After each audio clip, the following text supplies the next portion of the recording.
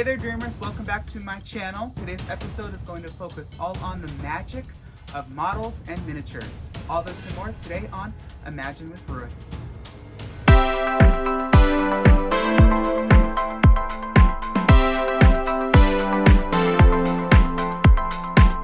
Now Beast is a beautiful sculpture, and one thing that I really like about the Beast is that you can still see the clay that is used, but it's not so much like it's an unfinished sculpt. For me, I think that you still see the movement in the clay, and it's such a sophisticated look, and the Beast is beautifully designed. I love that his cape is flowing. You see such detail with the fur and his teeth and his ears. He is just an absolutely brilliant sculpt. He as well is painted with the exact colors that were used in the film, so it's just an extra touch to bring to a hardcore collector like myself. Next up, we're going to be looking at Tarzan. Now, not all maquettes were painted. A lot of them come in this very matte gray color, and that is to not confuse or overwhelm the animator when they're designing. A lot of them actually that were used in production, like this animation maquette, were just gray. A lot of them that were mass produced and sold were painted, which is brilliant. And some of them were painted in the studios, but majority of them, like you'll see in these photos, are pretty much just gray, and that's just to make sure that the animator could just focus truly on the shape and the shading opposed to like the color contrast, because that's a completely different department, ink and paint.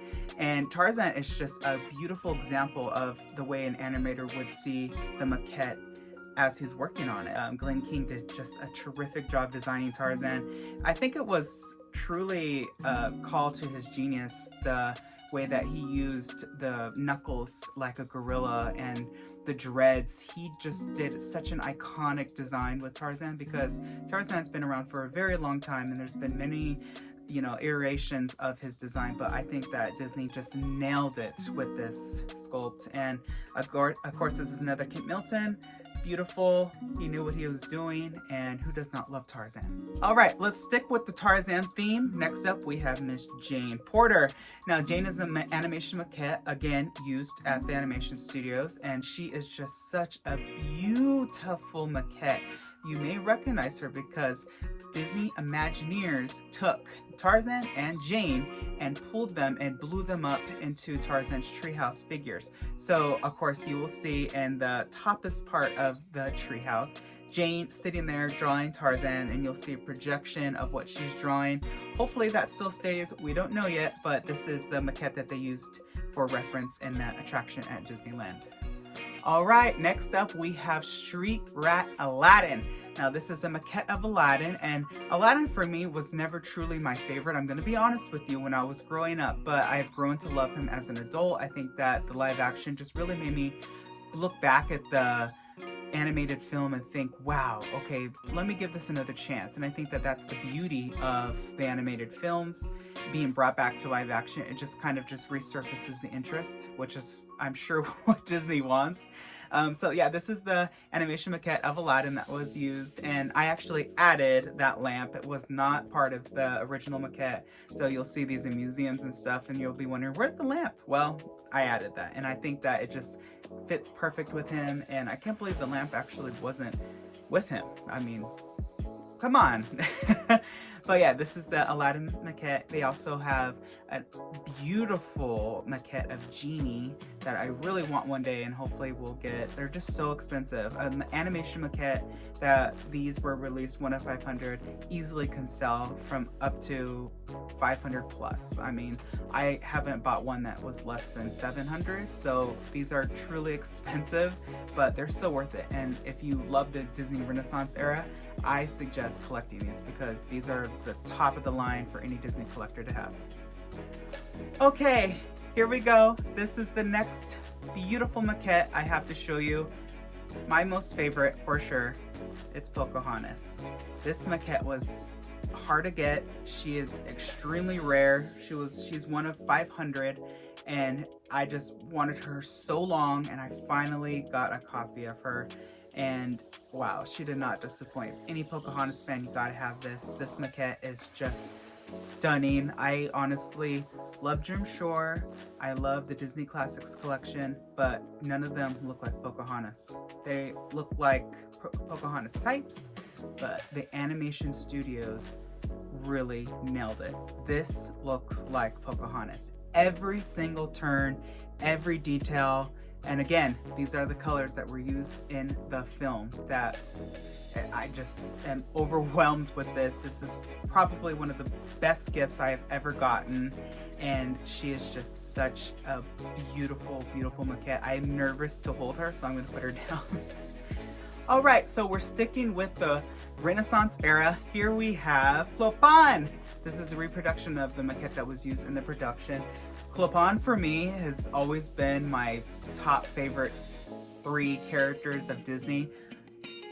I think that me and him just relate so much because I truly felt like a gypsy. I moved so many times in my early 20s, and I was nicknamed a gypsy, and he's the king of the gypsies. I have loved his costume so much. I did such a fun cosplay of his costume a few years back. Here's some photos.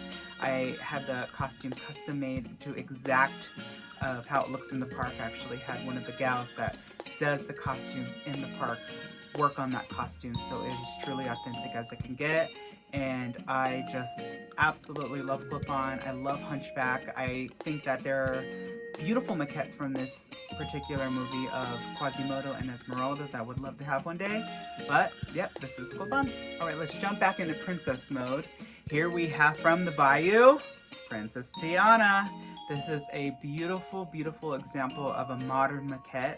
I don't know if this was sculpted or not, but it was released from the Walt Disney Archives. So this is one of 1,000 that was released, and it's not as rare as 500, but I mean 1,000 for, you know, the world, there's not many out there. And this is just a beautiful, beautiful maquette. You see Tiana holding Prince Naveen in frog form. Tiana, of course, is just such a beautiful designed princess, designed by Mark Henn, who designed, of course, Belle and Ariel. So yes, I just love this maquette. I love the colors on the dress. I love the color that they use for her skin tone. I think that it's just beautifully painted, and this is just one of my favorites as well.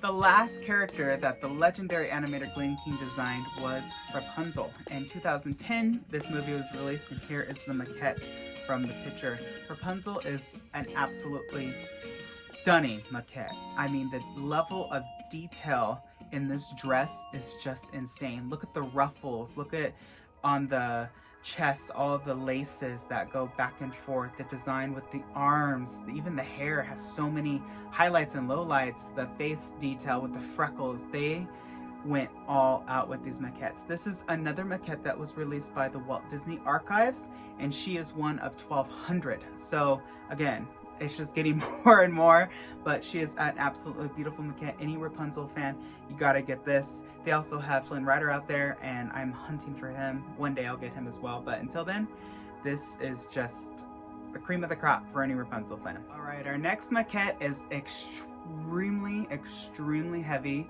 but arguably probably one of the best Disney princesses ever created. Soon to be a queen. This is Elsa. The Elsa maquette is extraordinary, beautiful, breathtaking, overwhelming. I mean, look at the details on her cape. Look at that. It's just beyond anything that any Frozen fan could ever want. She is extremely, extremely heavy, and she's extremely, extremely delicate. She is so this is one of 5,000 that were released by the Walt Disney Archives collection. If you really, really want something that's like authentic to Disney, Disney actually used this exact maquette in the window display at Disneyland.